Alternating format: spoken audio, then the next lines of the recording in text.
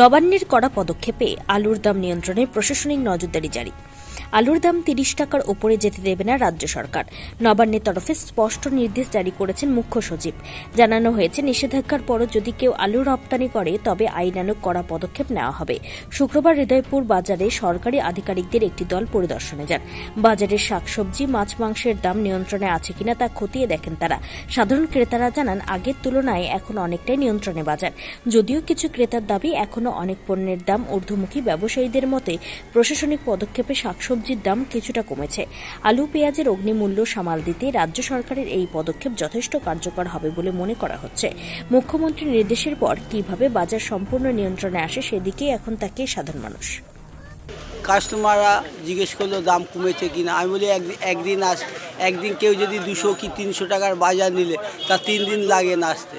ওইগুলো খাবে, শেষ করবে, তারপর তো আসবে। দাম তো কম, সব জিনিসপত্র 3 গুণ দাম কমে গেছে, 3 গুণ।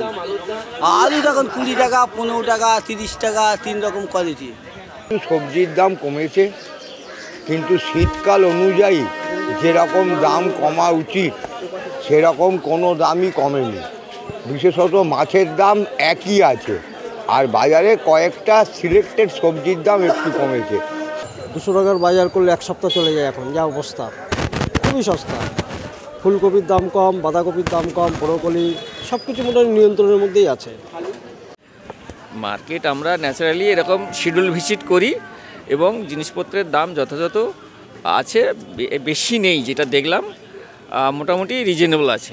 মাংসের দামটা নিয়ে জিজ্ঞেস করলেন? হ্যাঁ, মাংসের দাম তো ঠিকই আছে, ওই 200-220 এরকমই চলে। আমরা তো ওদের রেট চার্ট ছিল না, রেট চার্টটা আমরা বসিয়ে দিলাম।